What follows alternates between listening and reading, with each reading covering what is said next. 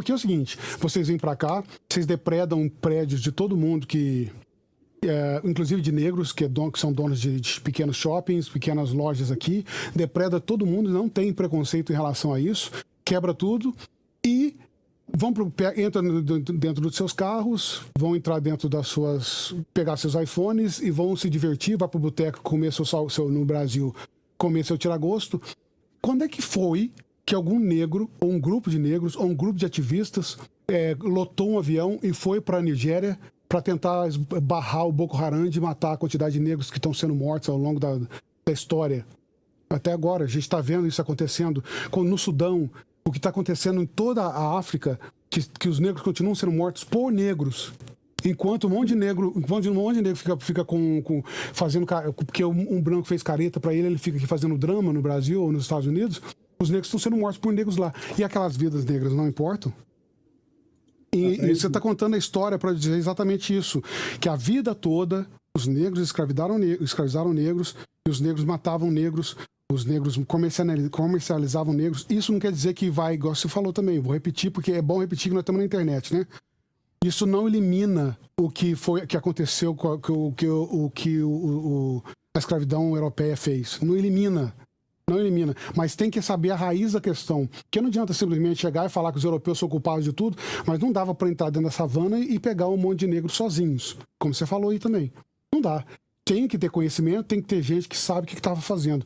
Então, para mim, na minha concepção, nunca vai se ter a dignidade que o negro quer ter, nunca se vai ter o reconhecimento que o negro quer ter no mundo enquanto não se libertar a África. A África é o principal problema de a raiz de todos os problemas que os negros dizem enfrentar no mundo inteiro. Porque enquanto a gente não pacificar a África, não moralizar a África, não desescravizar a África de hoje ainda, nós não vamos ser olhados, porque a gente fala sobre questão de escravidão. Os judeus foram escravizados, foram torturados, foram mortos, muitos deles. Hoje você vê como é que tá como é que chama? O país deles, eu esqueci agora, me fugiu, Israel, né? Hiroshima, Nagasaki, que acabou não é escravidão, mas acabou com o Japão. Você vê a tecnologia que é o Japão hoje. A China sempre foi pobre, paupérrima, sempre com muitas guerras, mesmo com o comunismo, e esse comunismo híbrido que o STF ama e adora, que possivelmente está tentando implementar no Brasil, esse comunismo à la China, né? Mesmo assim, depois de pobreza, em 40 anos eles se desenvolveram, se tornaram a potência que se tornou. E a África não consegue. A África não sai daquela pobreza. A África não consegue se desenvolver e se tornar tecnológica, não consegue se tornar desenvolvida. O problema está nos europeus? Não. Isso é passado. Segundo alguns estudiosos africanos, pesquisadores africanos, eu vou até trazer o livro depois, a culpa não é dos europeus. Tá? O que os europeus tiraram não é 1% do que a China tira hoje. A China está tirando 19 mineradoras lá no continente africano, é chinesa. 19 mineradoras é chinesa. Então não dá para você falar que a culpa é dos europeus. A culpa é de quem governa a Europa.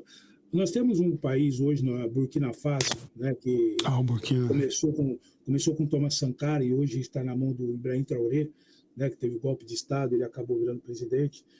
Eu ainda tenho minhas ressalvas com o Ibrahim Traoré. Quando fala de exército tomar conta de um país, acaba virando praticamente o Uganda de Idi Amin. Né? Então eu fico meio receoso quanto a isso. Mas ele está fazendo, assim, pelo menos no início, ele está dando bom retorno para o seu país. O continente africano, ele continua com suas riquezas. O problema é, como você falou, essas guerras civis que entre eles. Só para você ter uma ideia, no Congo também nós temos assim uma guerra inacabável, mas onde começa essa guerra? Com Tutsis e Hutus lá em Ruanda. Né? Eles migram para o Congo e ali começa a briga tudo de novo pelo poder do Congo. E o Congo, em termos de minério, já foi analisado, o Congo é o país mais rico do mundo. O Congo é o país mais rico do mundo. Nem os Estados Unidos é mais rico do que o Congo. O problema é a administração dos próprios negros no continente africano. E quando você vai nas cidades, você pega o país de Camarões, Nigéria, Senegal, Guiné-Bissau, Ruanda, Cabo Verde. Quando você vai na capital, é um país maravilhoso, um país lindo. Só que em volta, a maioria é tudo aldeia necessitada. Eu estou aqui com moçambicano com 150 crianças que precisam de ajuda, em Moçambique.